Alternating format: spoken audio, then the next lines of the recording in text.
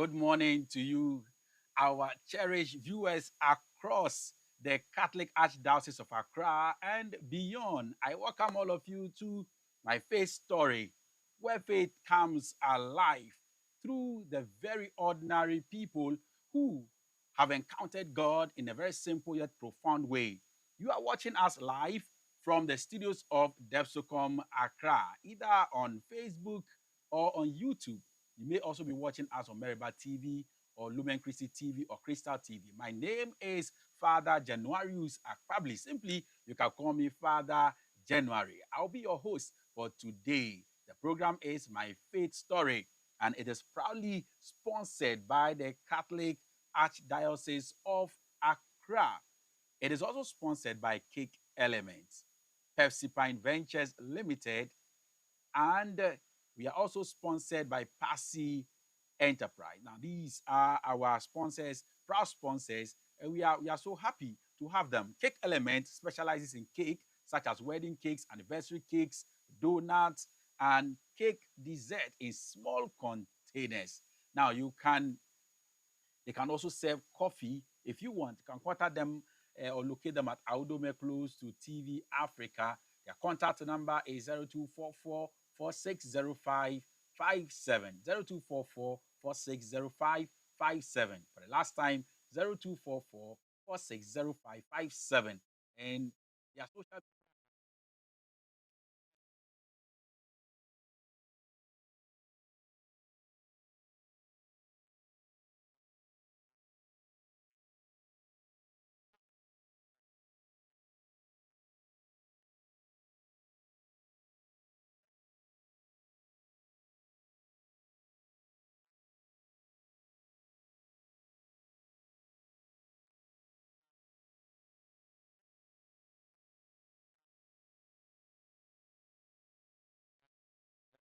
does not come with no preservative added. You can call them on WhatsApp or send a message on 0553 116380.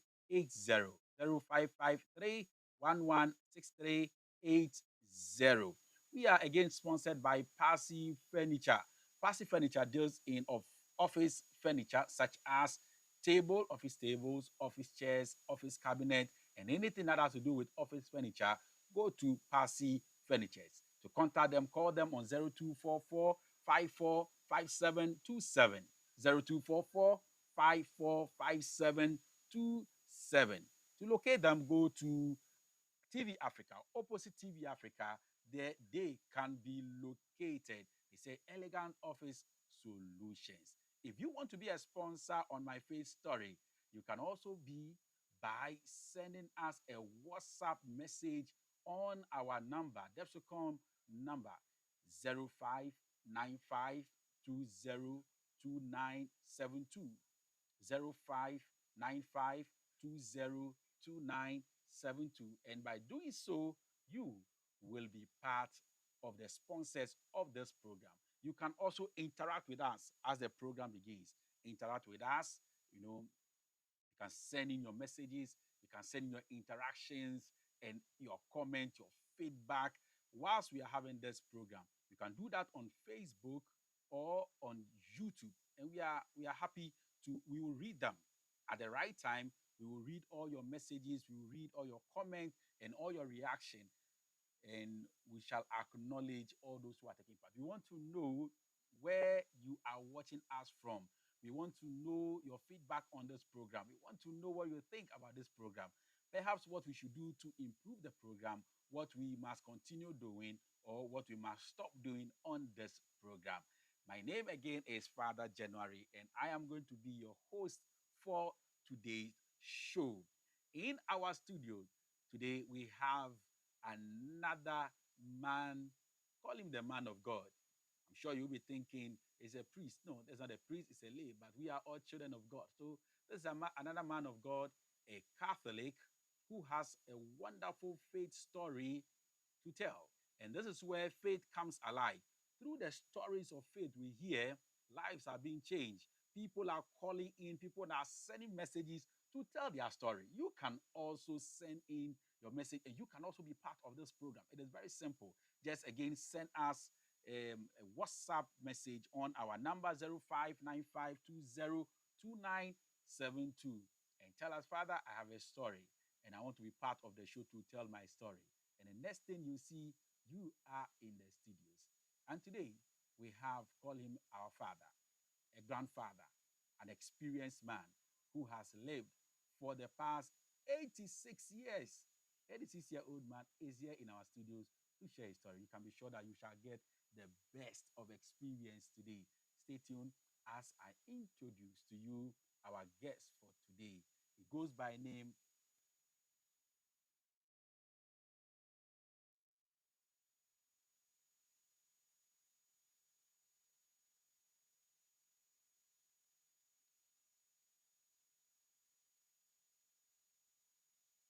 to be here. I'm fine. Good. It has not been easy to No, get no, here no, today. Yeah. Yeah. Has been Especially with the rains yes, and all yes, that. yes. But Yes. God willing, we are here. We are here. Good. Mr. Kojo Ntiama Mafo has a beautiful story that he wants to share with us. And I pray that we all take part. As you are watching, please send all your comments.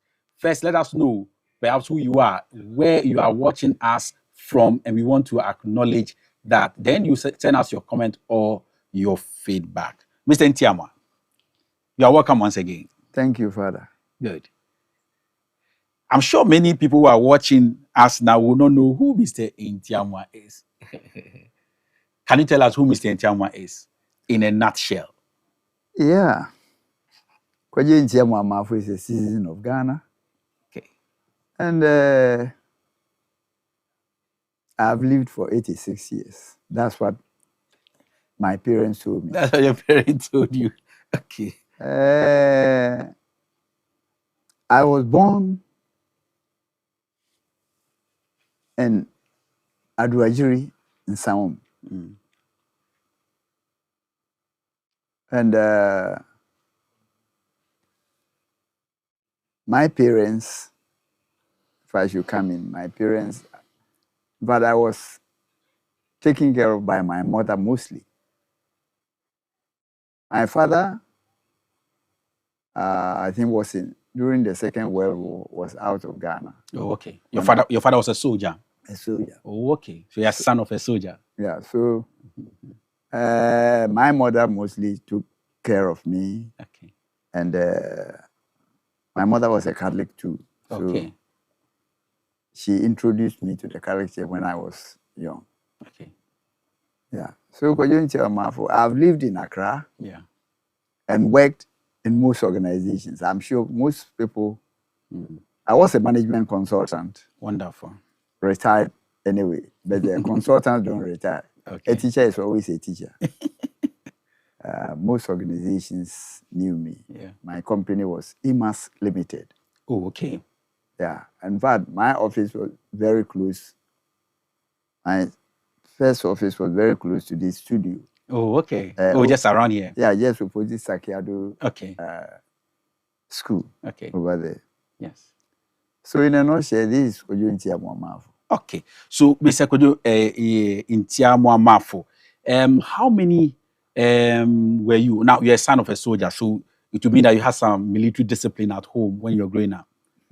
that military discipline was actually given to me by my mother. By your mother? I didn't meet my father till I think I was about 10 years or so. Where was he? I think he was, when he returned from war, he was working in a mining company around KD. Okay. Called Holland Syndicate. Okay. Yeah, he was a clerk or secretary in that place. So I didn't meet him most of the time, but most of the time it was my mother. Okay. That soldier was my mother. Okay. In everything. Yes, in everything. So how many were you, siblings? How many children were you growing up? Well, I was told. You were told? By my mother. I like that. You were told? Yes. That I was the 12th born. You were told that you were the 12th born? Yeah. Okay. And that my mother told me she brought forth 14 human beings. And I was the 12th born. Wow. Yeah. And as far as you didn't see the rest of them, or you are not sure? No, I met most of them. Okay. In fact, my eldest brother, who went to the Second World War, he also went there. then all my senior sisters and all that, I met them because I was a little boy. Yes, because the 12 born out of 14 mean that you had a lot of siblings, a big family. Yes, very, very big family. Your mother gave birth to 14. Yes. Wow. And I was the 14th. So you had 2 behind you. Yeah. Okay. But currently they are all gone. All of them? All of them. All of them are gone? Except me. All 13 siblings? Oh, yes, they are gone. Wow. I'm alone here with my thoughts.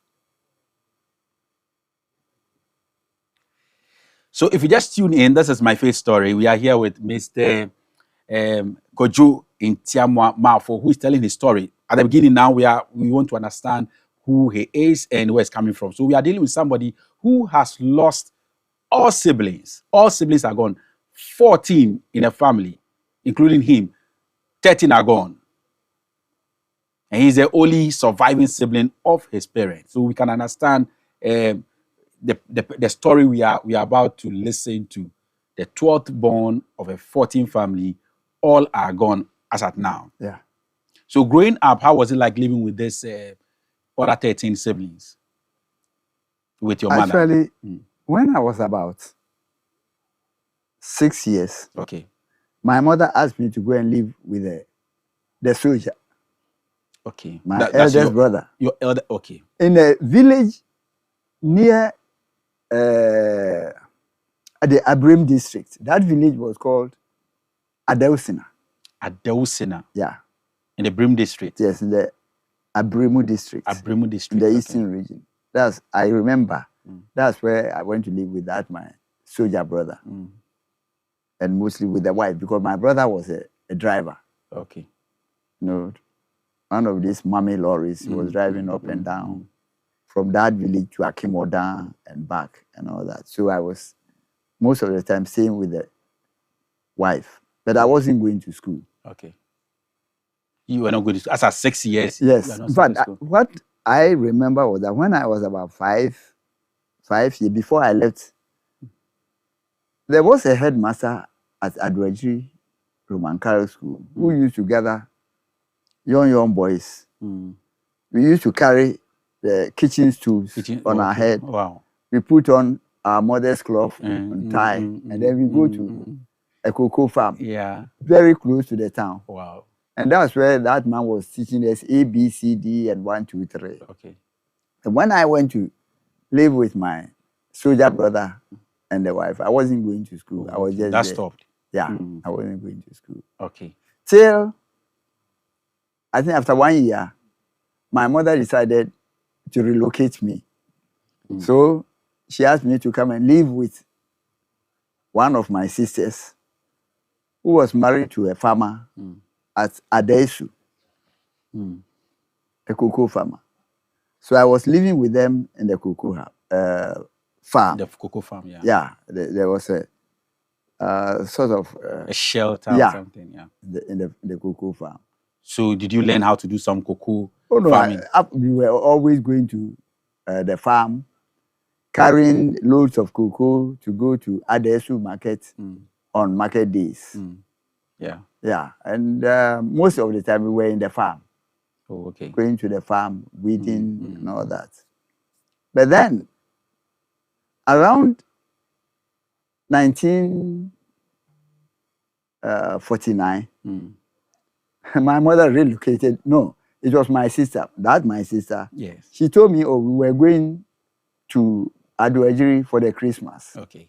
That's December 49, around that. So we came to Adwajiri for the Christmas. Still, I wasn't going to school. And at that time, I think I was about 9 years. Okay. So when I came to Adwajiri, I remember one evening, we were playing around, small boys, we were playing tennis ball around. And some boys had closed from school and they were going home. So I asked one of the boys to give me his book to read. Okay. And he said, but then you were not going to school. No. You wanted to take his book. Yes. Okay. Then he said, but you don't go to school. How can you read? Okay. I said, well, I remember one or two things which that man was teaching us. Okay. So you give me the book. And I think it was one of these books, Kofi Nyama and all that. So I started reading. Then the boy said, but this boy doesn't go to school, but he can read all right. At that time, my mother was in one of these makeshift bathrooms. Okay. And she overheard everything going on between me and the boy. So when she left the bathroom, she called me, Kwajo, if I send you to school, will you go? Wow. I said, Mommy, I'll go. And said, okay, then go and wash your feet and all that, and come for my cloth. Immediately. I'm going to write your name. I'm going to take you to the priest. Wow. At the Roman Catholic mission. Yes. To write your name. So I did that, put on one of her cloths. Wow. And then tied it around your neck. Yes. And then I followed my mother. No uniform. Nothing. Not. But were you wearing slippers or something? I wasn't wearing anything. Slippers. The first time I wore something like shoe was 1957 when I was going to secondary school. Wow. That story will come later. Okay. We'll get there. So we went to the priest, and the priest looked at me. I was so skinny. Okay. So the priest said, "No, he is not of school going age. Underage. He's underage." Then my mother said, "No. My son is 10 years." Really? But I was very, very skinny. Okay. Then the father said, "Okay, put your hand across your head." So I put my hand, and then the father said, "Oh, it's okay." Okay. He's okay. Now he's 10 years. So the father enrolled me and told me that when they reopened school in 1950, I should go to the bookshop for my books and all that, class 1. So I went to class 1. This is the beginning of the story. So without from not going to school straight to class 1. Class 1. You didn't go to the nursery school? No. There was nothing like that in those days. Okay. Not just because you were 10, but because you could read. Yeah, because you have to start from class 1. Yes. Okay. So I went to class 1. That was 1950 January. Okay. Now I remember those days. Okay. At age 10. Age 10. But the father who was writing all these the things, priest, yeah. My mother couldn't tell the actual date, my date. So the father looked at me and said, "Okay, I'll give you 2nd June. I'll break the year." 2nd June. So she gave me 2nd June. That's 2 days ago. 1942. So that I was not 10 years, 8 years at that time. Okay. Because she said, "No, you cannot be 10 years." He still didn't believe what my mother said. Wow. But later, when my father was in his sober moods, he was able to give me the date. And that date was 19 February. Okay. 1940. Okay. The actual date of birth. So 19 February is your date of birth, correct? Yes. Okay. Yes, that's the correct date of birth. Okay. So, I started... So now you have been enrolled? Yes, I've been enrolled. And then, from class 1 to class 2, that's 1951. Then I was told by the headmaster that I was very good in my class, so I won't stay in class 2. Wow. I should go to class 3. Wow. So they promoted me to class 3 to meet those boys who gave me their books to read. Yes. So they found me with them in their class. And I was doing very well. We went to class 4, that is standard 1. Then to class 5, then to class 6. And during all these times, I was making progress. In 1955, I was in standard 4. Then 56 in standard 5. That's Form 2. It was during this time that a teacher from Mount Mary College, as a practicing teacher, they were coming for teaching practice. Yeah. That teacher was in my class, Form 2, Standard 5. The teacher looked at me one day after break, then he called me. "Mafu, yeah, come. Do you want to go to secondary school?" And I asked him, "What is secondary school?" He said, "Oh, it's a college. And you go there." Then they said, The school is in Cape Coast. I said, oh no, my mother will not will not allow me to go. Because she couldn't afford. No, yeah. Okay. Then the man said, no, you take the common entrance. 5 shillings. Go and tell your mother to pay 5 shillings. I told my mother, and I nearly had some slaps. She knows I mean, she doesn't have that money. Yes. Why should I tell her? So I came and told the teacher. The next day, the teacher told me he has registered me with his own money.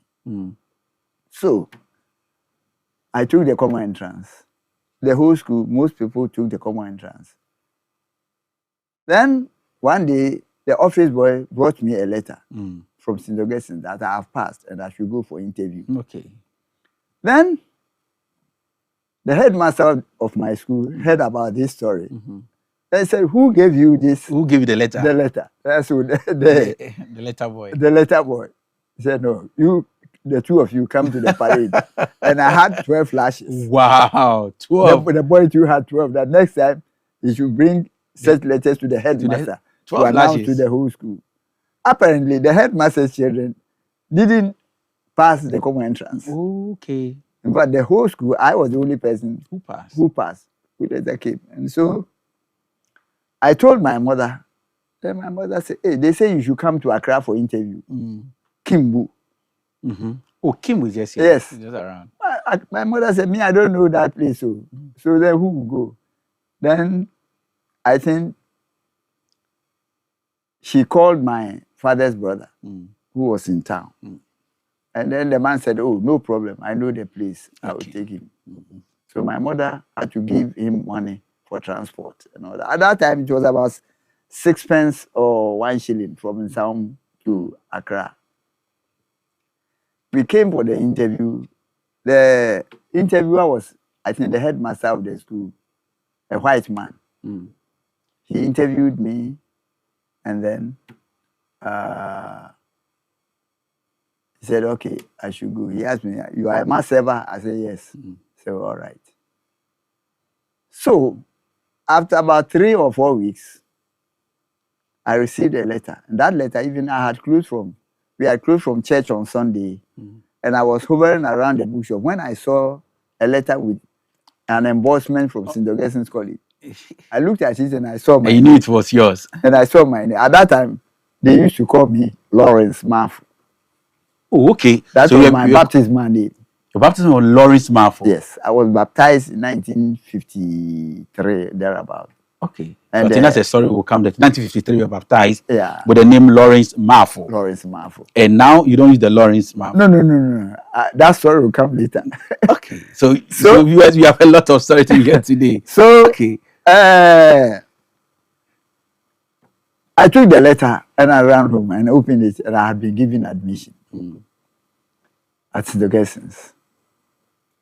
My mother came from church, but I went to the church with her, but I left her because I got the letter, I ran and came home. I told her how much we are going to pay. It was 19 pounds. 19 pounds. A term. That time it was Gold Coast, so we were using pounds.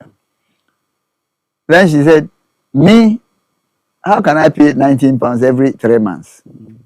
Well, go and tell your father. In short, my father and my mother agreed that each one should pay. My father will pay 10 pounds and my mother 9 pounds. And my mother said, how can I, a farmer? And then sometimes a baker, she bakes bread. Adwejiri is you know. So, well, in short, gradually I got to go to St. Augustine's. It was arranged. My father gave me some long sleeves, his white long sleeves, and then they had to sew some khaki trousers and shorts and all that. So I went to St. Augustine's. Now, St. Augustine's, still I was a mass server there. Okay. Because I was a Catholic. In those days, you know, the mass serving, if you can study the Latin before you can become a mass server. And I was a mass server. So you studied some Latin? Oh yes, from even at class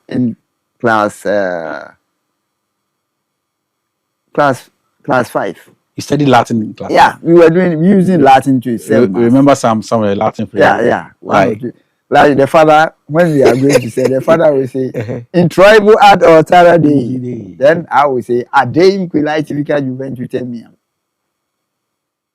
And then you say something. Creature's for Titi Domia, Quarimere Poristi, Quari Tristi in Shadow, Dum Afrigate me inimicus. What? All these things will go. What? Then we went so class 4, class 5. Wow. So since the I was a mass ever, and we were going up and down. Now, when we were going to Form 3, that's where I'm interested in the Latin part. I'll be captivated by your Latin. So later on, when we were going to Form 3, yes, it has become very difficult for my father and mother. Wow. So my father told me I should go and see the headmaster and collect my transfer to go to a training college, because that's for training college I will be paid. I will be given allowance. And he and my mother couldn't afford to pay the 19 pounds a term. I didn't have any scholarship. So in Form 3, when I went to the school, I wasn't even going to the classes because I haven't paid my fees. Yeah. One early morning, I was in my dormitory when a young guy came to me. He was a year ahead of me. He said, Mafu, go and see the headmaster, Father Glynn, and tell him you're sorry. Probably he may help you with some scholarship. So the following day, I hope you know St. Augustine's. Yes, I know St. Augustine's. I went and sat about 5:30 in the morning. I went and sat on the steps in the administration block. The fathers were sitting at the top. Yeah. So I heard the father coming, the headmaster, Father Glynn. By 5:45, he was coming. He was going to the mass. So when he came there, he saw me and said, what do you want? I said, Father, I came to see you. He said, look, let's go to the altar first. So I went with him. I put on my cassock and then I served the mass. Then after that, we came to his office. Then he said, what is your problem? I told him that my father has traveled. I was just telling some small lies there. I said, my father has traveled. My mother hasn't got the money to pay my fees. So my mother says I should come for transfer to go to training college. So what? Then he said, what's your name? I mentioned my name. Which form? I said, Form 3 now. So he took some papers, started going through. Now, what happened was that in St. Augustine's first year, we were not taking any examination. Okay. So there's Form 1, second, and third terms. I was progressing gradually. Then Form 2, I was still progressing because I went to school from Form 2. Okay. Some had come from Form 3 and Form 4. Okay. Yeah, but I went from Form 2. So the father realized I was making progress. And therefore, he looked at me and said, no. How much did you bring? Still, I was selling some lies. I said, I brought 2 pounds. He said, okay. Actually, I was giving 3 pounds.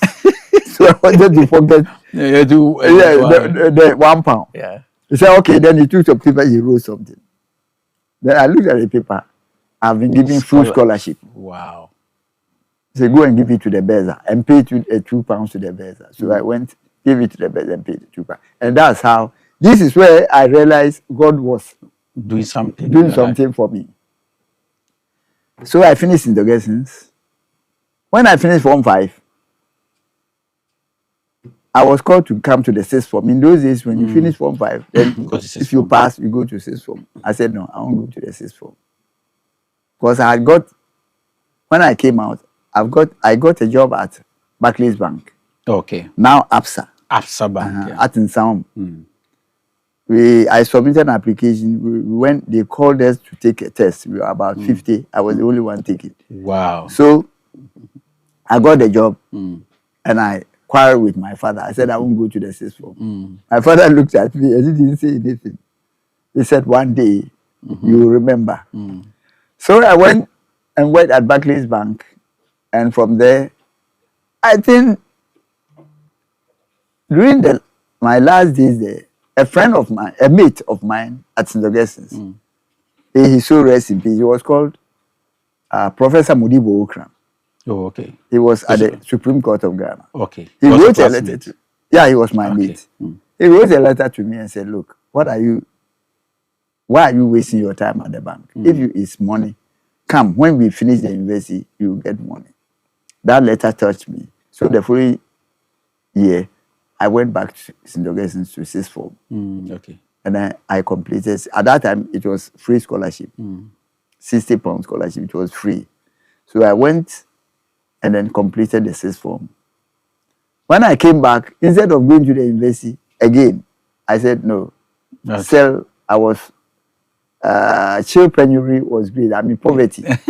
So making some money. So I went to work as a teacher at St. John Grammar School here in Accra. I was teaching Latin and English. No wonder. So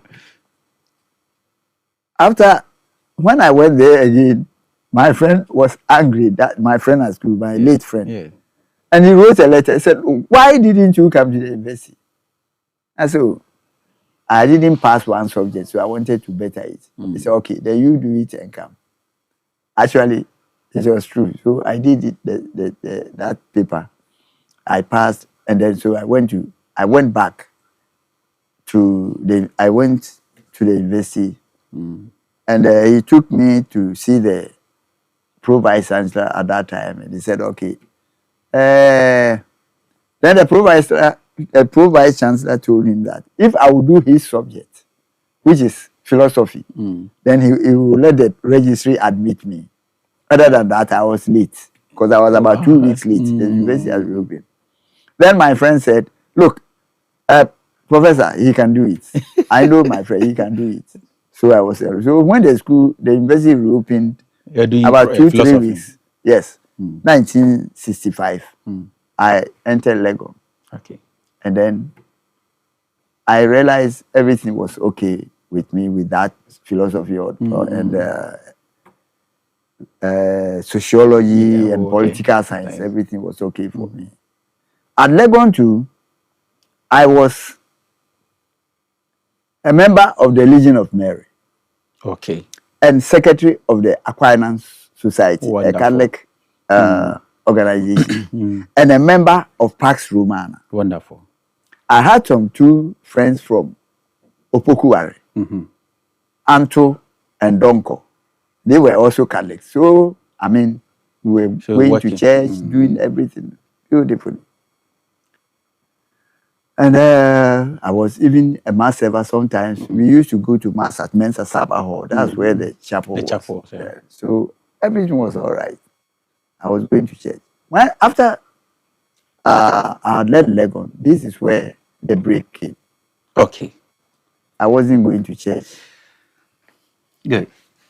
I was not going to church at all. So you stopped going to church? Because the authority that would make me go to church was now an old lady at home.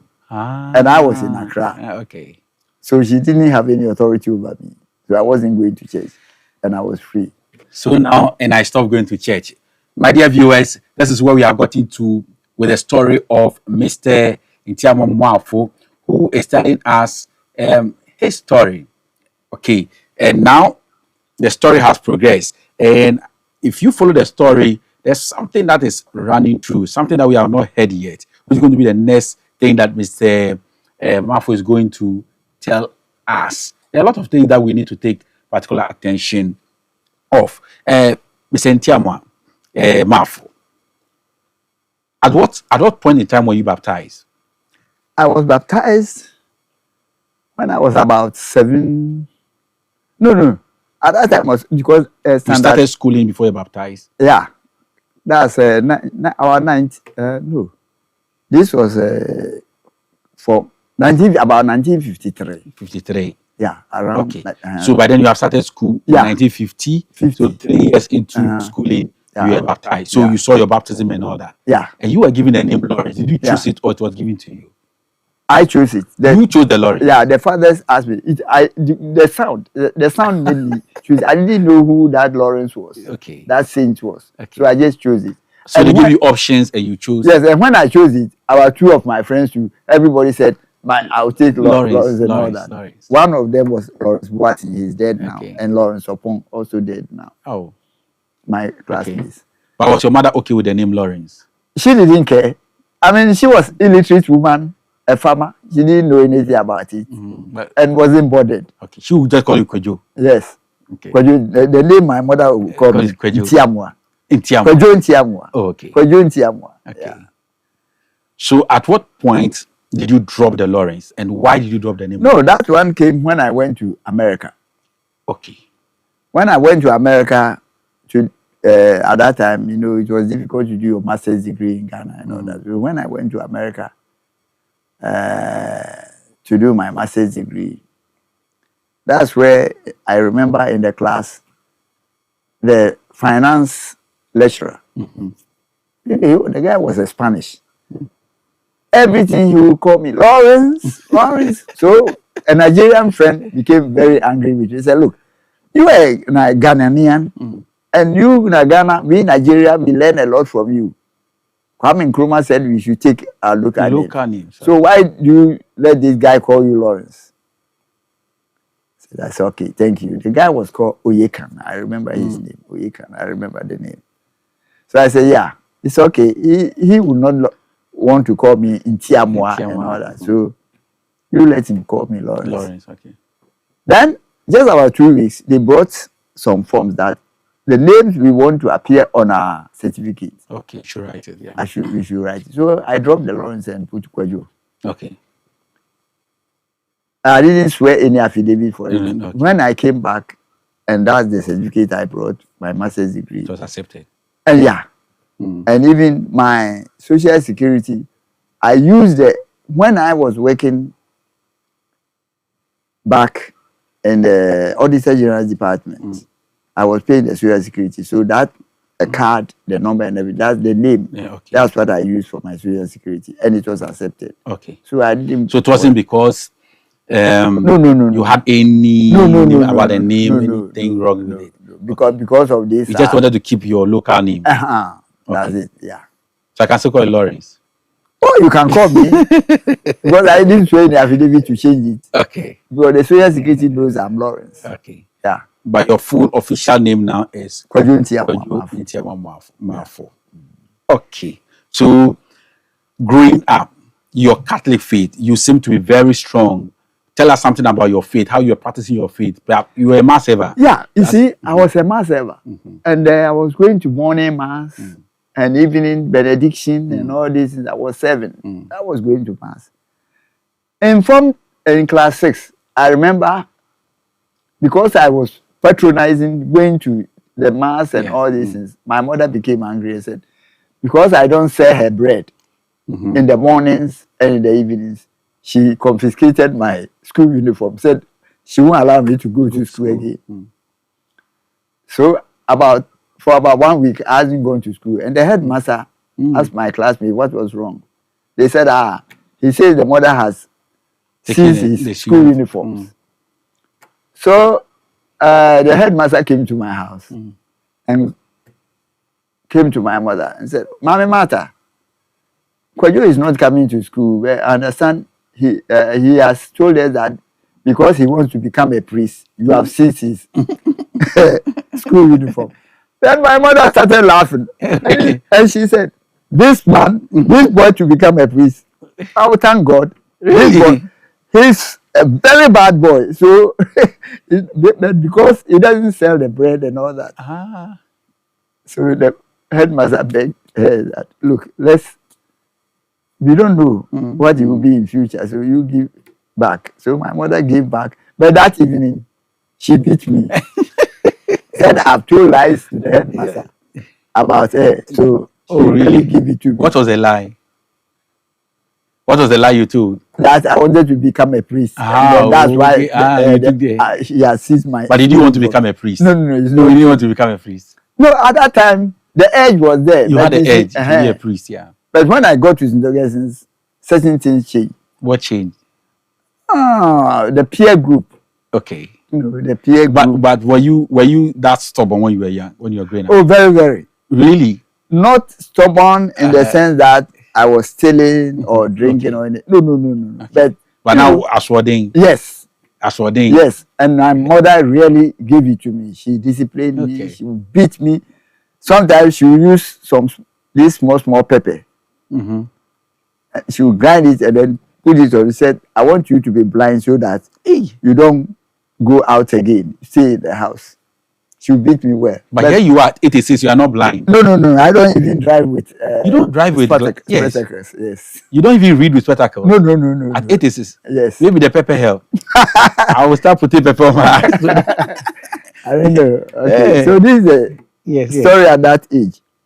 Maybe I think the pepper helped you because I don't know. You still don't use glasses or spectacles. No. Please, when we close, show me the pepper. I'll start putting some on my They eyes. call it mesma. This small. Like pakoshito or something. No.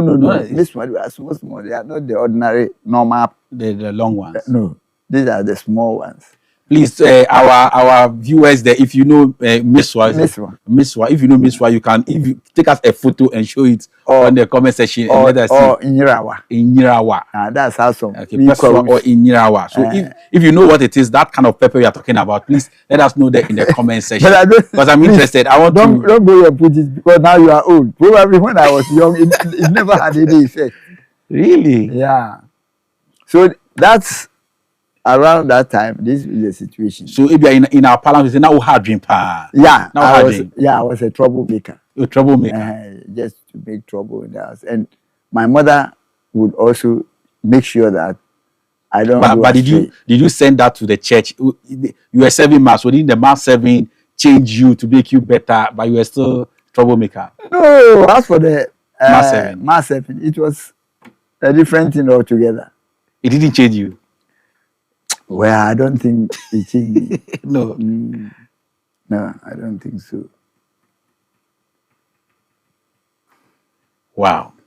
So Mr. Ntiamwa, now we know why the Lawrence is no more there and all this. Okay, so this is you. Now at this point, we are going to the core of our discussion today. Yeah.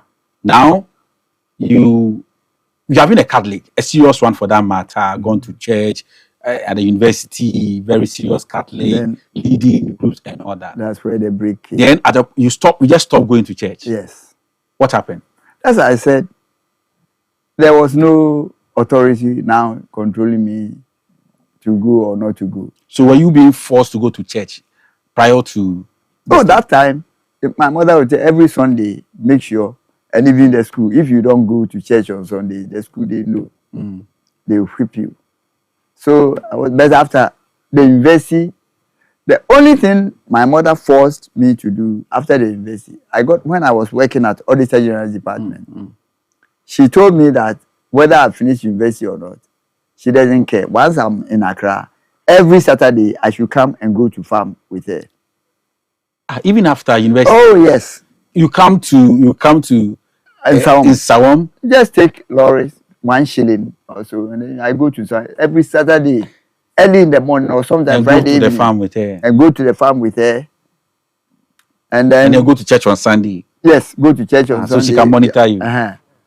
But even no, so when I go to farm and I come back, in the evening I will come back to Accra. That's where the break came. I won't go to church.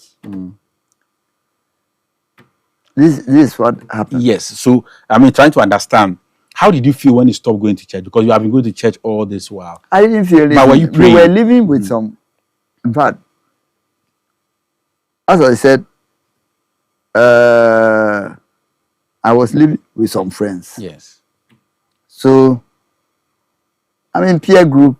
They were not going to church. No. So you joined them? Yeah, we were not going to church.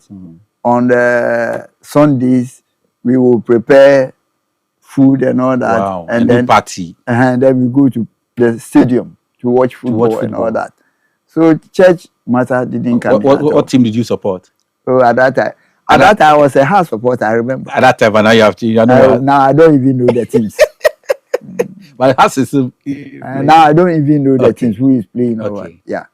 So Sundays you don't go to church. No. And you have your party. You go to watch football. Ah. Or were you praying? Oh no, I don't think You're not so. praying also. I don't think so. I don't think I You're was. not praying your rosary. Not No, praying. no. I No. wasn't doing anything. Okay. You see, For how long did that last? it continued till I left To America. to America, Okay. and then You came back. I came back. So I'm sure even in America, perhaps it was. No. because there was In no- fact, America, where I was working some part-time job, it was at the they call the place the Times Square area, Times Square. and there was a church In New York. New York. New York, yes. Times There's a church very close to the Port Authority, Square. and I could always see people going to the church and coming every morning. People But that every hourly, they People were going. yeah, they go to church. There's a priest there hourly. People were going and then coming out and all that. I never went. When I came back to Ghana, and I think I came back 76, Okay. and I married. The woman I married was not a Catholic at first. Okay. My first wife. Your first wife. First wife was not Okay. a Catholic. She was one of these Pentecostal churches. So I wasn't bothered. To go And to. she was also not very particular in going to her church on Sundays and all that. Okay. So everything was just like that. Then,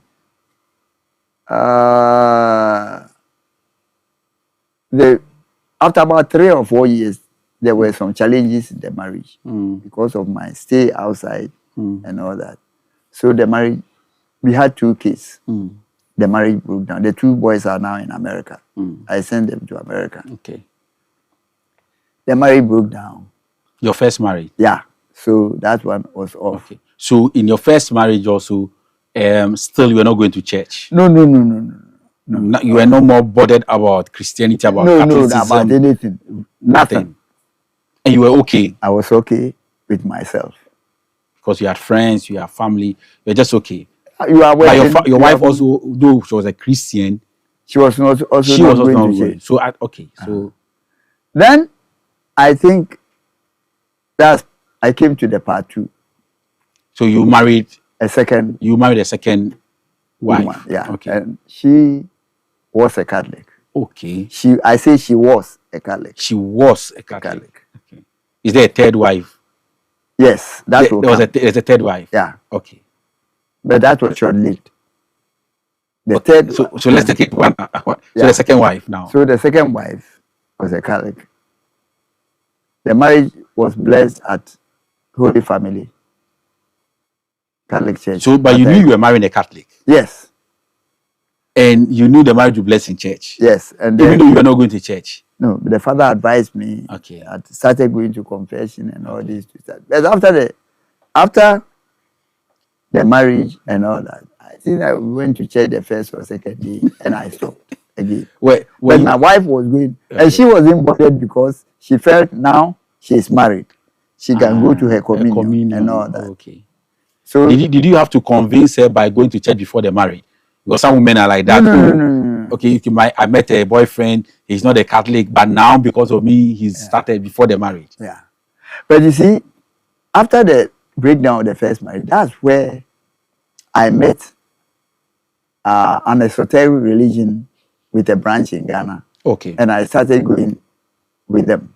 Because Okay. the landlady, where I was staying, the landlady said, oh, she was a member of that church. So she gave me some. Which one? The first wife?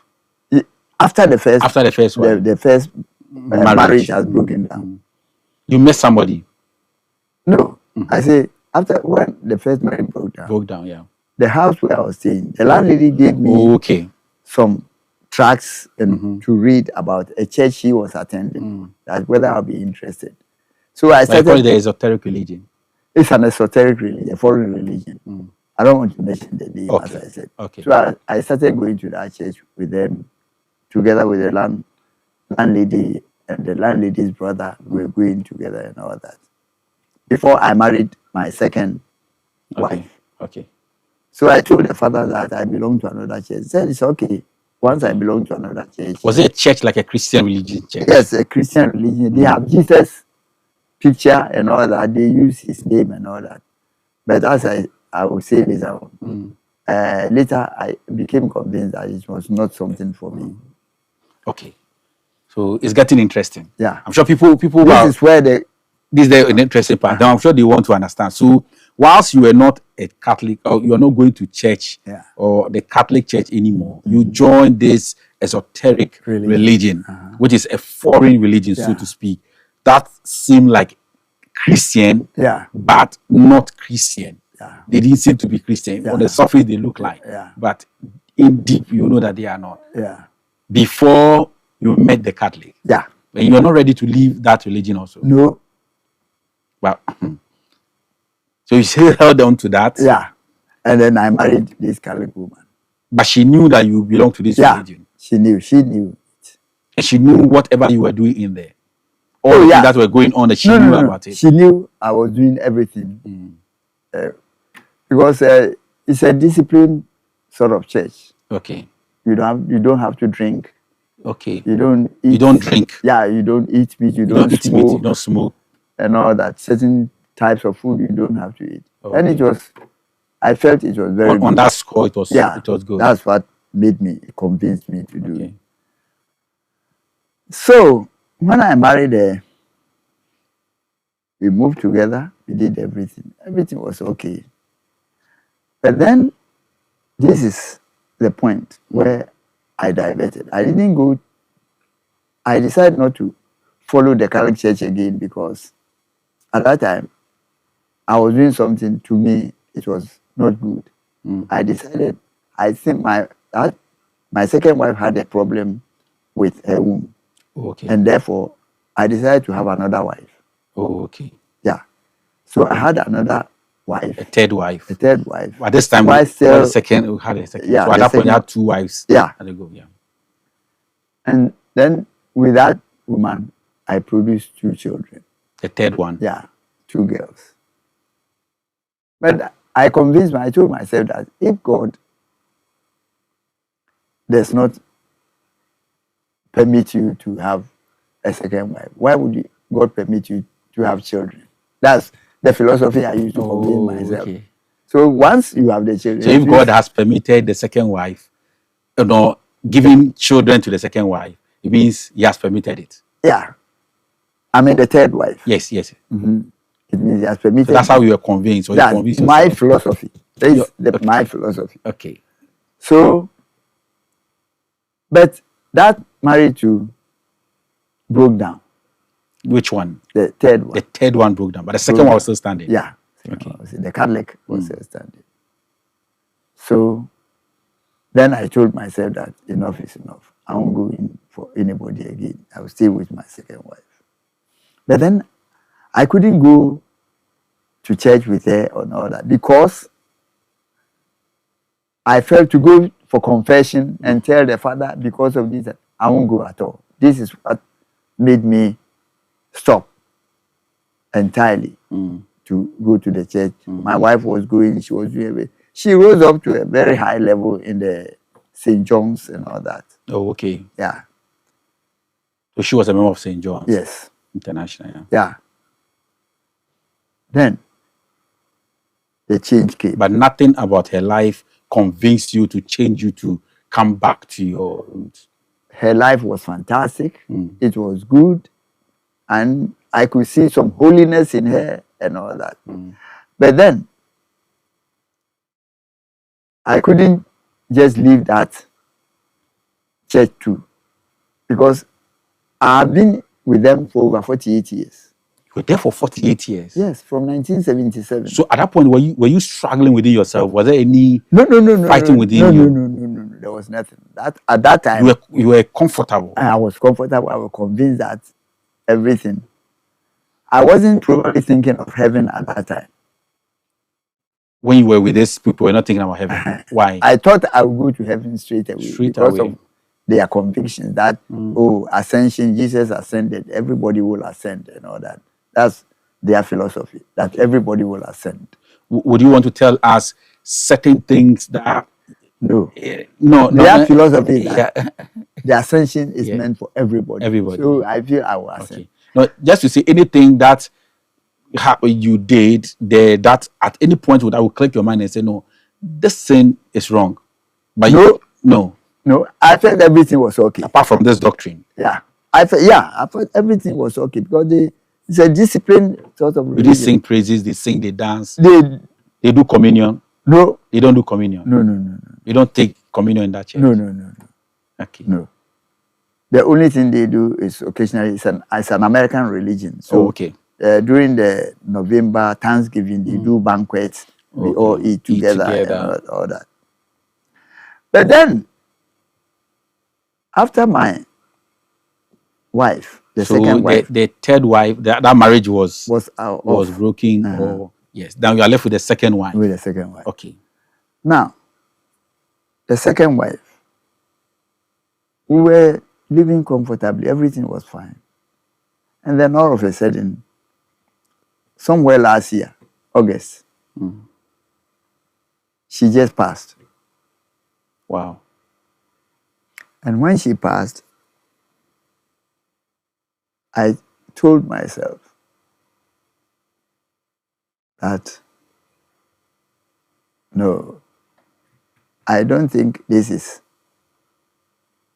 just a normal thing. And that probably the hand of God. Is there anything around the death or yes, around the death that you want to share with us? I wasn't. What happened?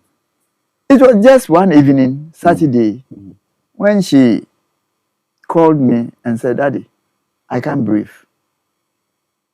So I said, "Don't wait." I just put on some shorts because my house is very close to Achimota Hospital. I put on some. If last year, August, I'm sure by now you'll be 85, 84, yeah, 85. I was about 85. Okay. Last year. So I put on shorts and some Lacoste. And I called the boy who used to drive her. She has her own car. Okay. And then we drove her to Achimota Hospital. And they gave her oxygen straight away. And I thought everything would be fine. From about 9 o'clock when she called me and we went to the hospital, by 12:30, she was gone.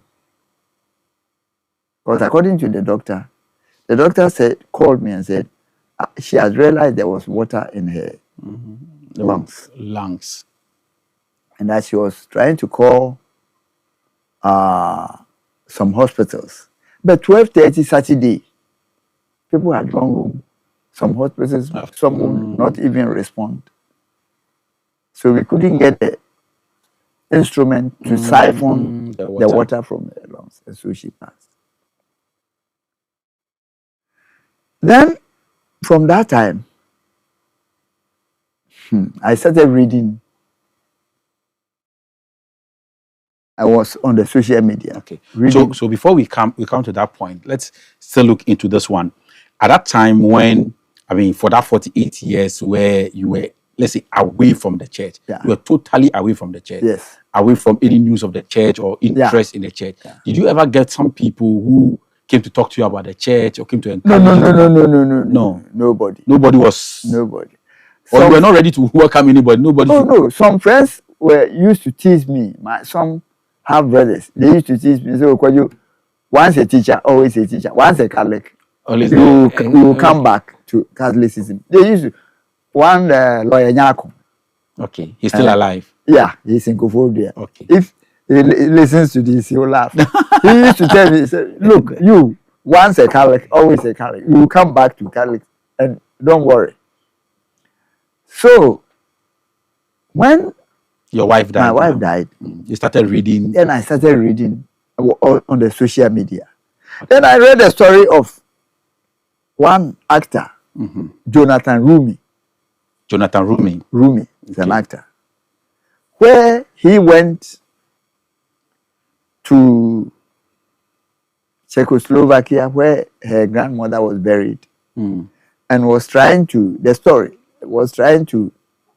pray and weep and all that. And all of a sudden, a figure appeared and touched him. And he said, asked him what he was doing. He said, yes, that's the grandmother. And that when the grandmother died, he was only 12 years, and now he wants to know where the grandmother is and all that. Then the figure, which he got to know was Jesus, touched him and said, okay, let's go.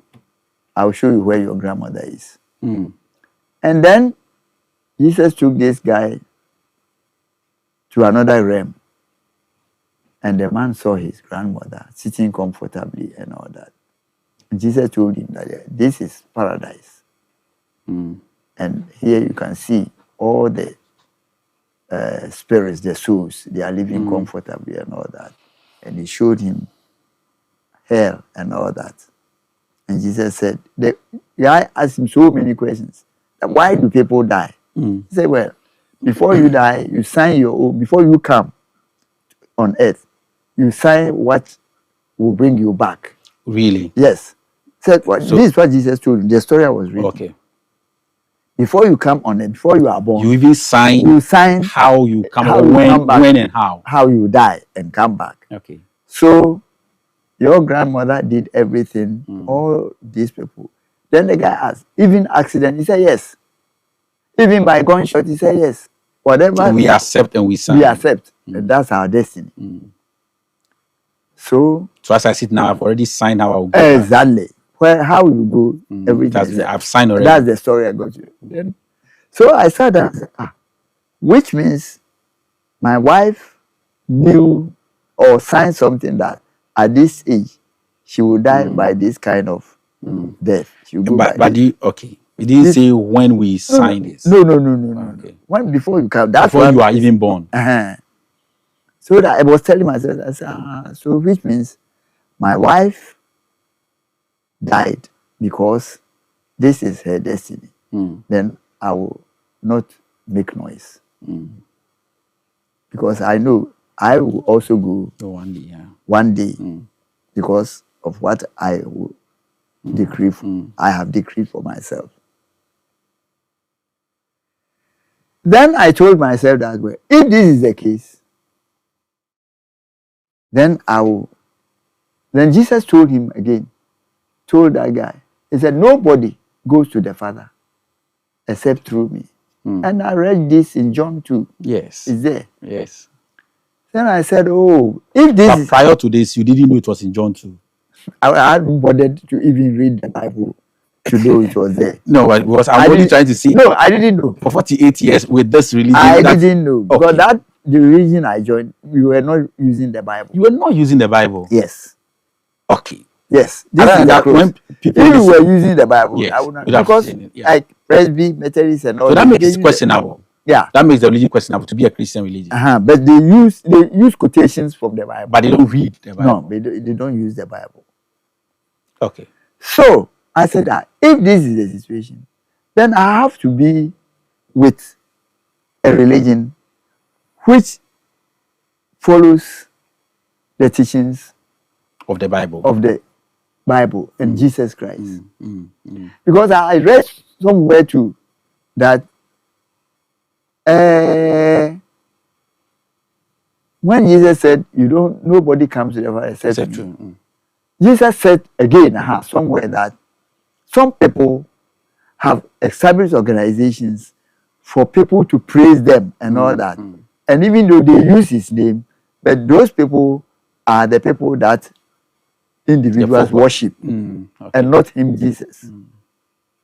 This story I read all in the social media in Rumi's encounter with Jesus. Yes. So I said, because that religion I joined, they were using another being's name. Yes. Another being. Yeah, another being. Okay. But not God. No. They don't use God. Being. No. It's another being. Another being. And they said that being is a saint. They used the word saint. I don't want to mention his name. No mention of that name here. So I said, which means if I follow that church, it means I'm not following Jesus. So I will now follow Jesus. So immediately in the evening, I called Prof. Okay. Prof is Mr. Mafo's friend.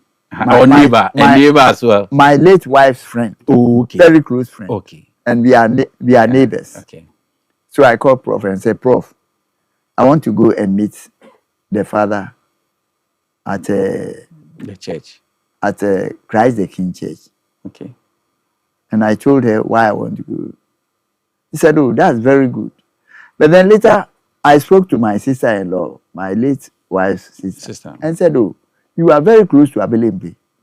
So why don't you, because there you can go to morning mass and all that, but when you go to Christ the King, the distance and all that, at this stage, you can't be driving through this. I said, yeah, you are right. So we went to see the father at Abelempe, Father Emmanuel. I told him the story, my story, and he said, oh, okay, even on the 2nd of November, fathers are going to Nsam for retreat. Okay.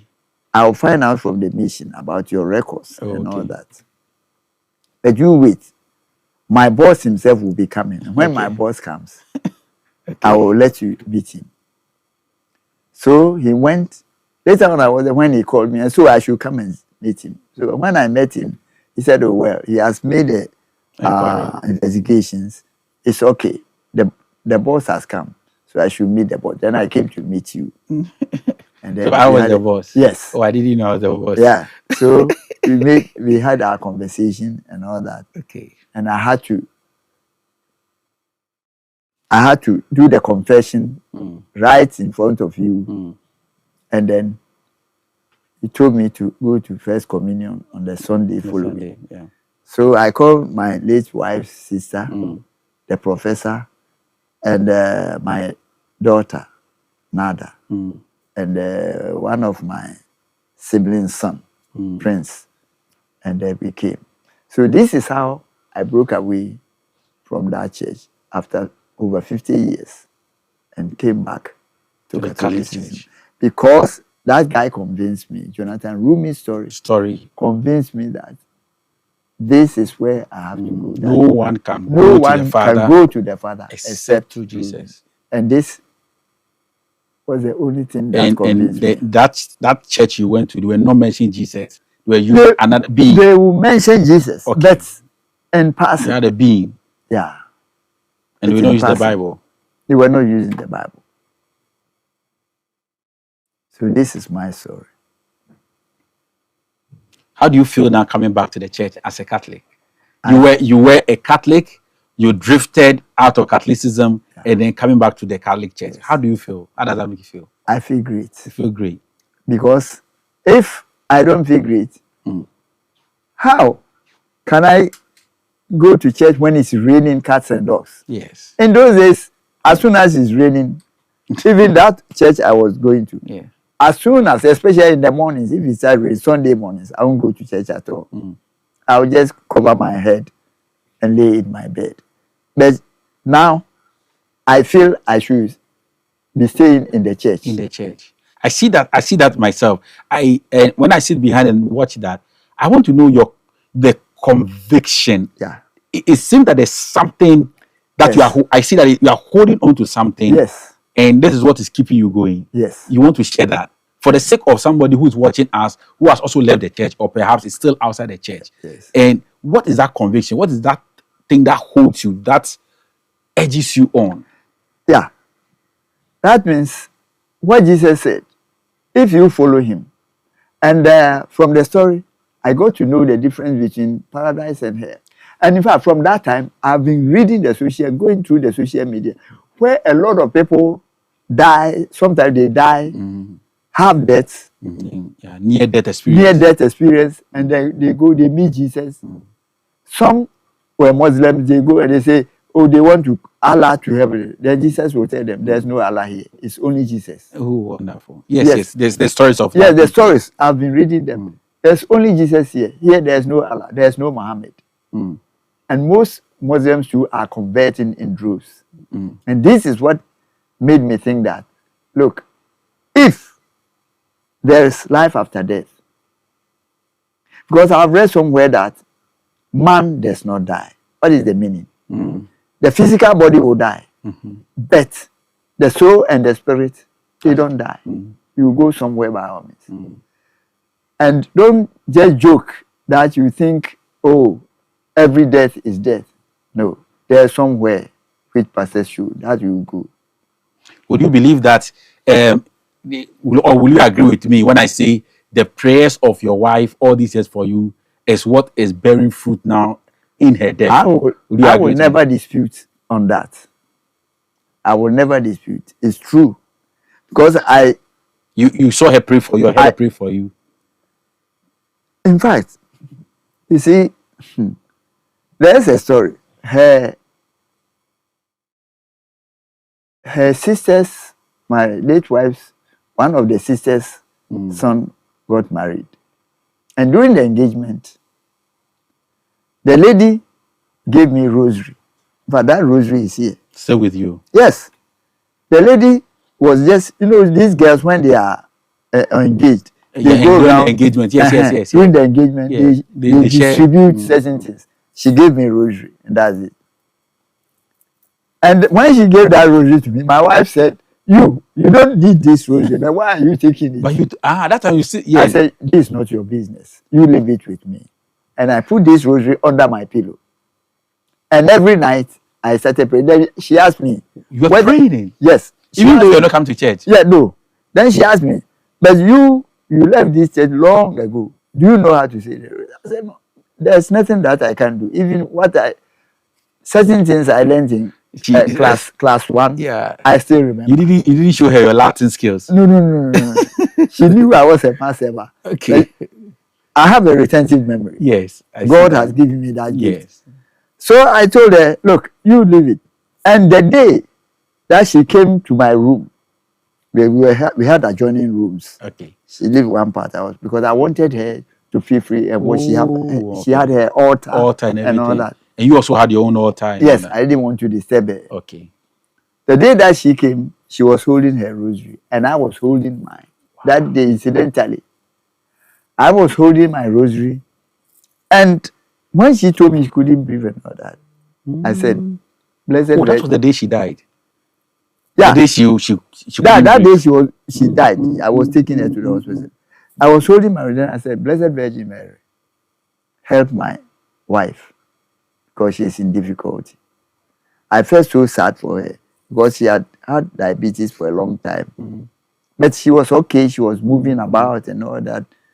Going out to church and all this. And that day, because during the day she was up and down. She had gone to buy her medicine. She's gone to sit with her friend, the professor. They were conversing. Then she came home. We had lunch. We had dinner. Then around 9 o'clock, she came to my room in her nightie. She was holding her rosary. And you were also holding your rosary. And I was holding my rosary. And when she told me this, I just put the rosary under my pillow and said, "Blessed Virgin Mary, please help my wife." So when the death came, I felt this is the hand of God immediately. That God knows what it is He is doing. And after I had read Rumistin and then going on the social, so during these days, most of the time I'm on the social media reading these stories. And they keep on convincing me that there is nowhere that you can be saved except through Jesus. And then where I knew Jesus was the Catholic Church. Yes. And I started thinking that all over the years, He has been helping me. Jesus has been helping me. This is how I felt it. Going in your everything you do. Yes, everything I did. Your family, I remember business. even when I was young, when I was a Maseba, every morning when I go to church and be close, I would just go to the various statues we had in the church. In the church, St. Martin, St. Joseph, Blessed Virgin Mary, the Most Holy Heart. I would just go and kneel and pray that I should get some money on the road when I'm going home, because my mother has no money to give me to buy food. And lo and behold, when I'm going, by all means, I will look on the floor and then I will get something. You'll find something. Some 3 pence, 1 penny. And at that time, we used to buy yaka, half penny, and chinam, half penny. So I'll find sometimes 6 pence, sometimes 3 pence. And I was very happy. I felt that the gods, the saints were helping me. At that time, I knew. So later on, when this thing happened, And I started reading this, especially with Jonathan Rumi, where he met Jesus and Jesus was telling him about heaven and hell and all this. And then I realized that, look, I should go back. And if I follow, now I know him already. Because some people, when they don't, they say, we don't know you, show yourself. And Jesus has been appearing, showing himself. But in your case, you knew him already. I know him already. You just turn away from him. So I said, Jesus, I know you already, and you know me. I don't need you to show yourself to me. But I have come to you. You are my Redeemer, my Savior. So help me in everything I do. And I will tell you that some time ago, I used to have difficulty. I said, I have sciatica.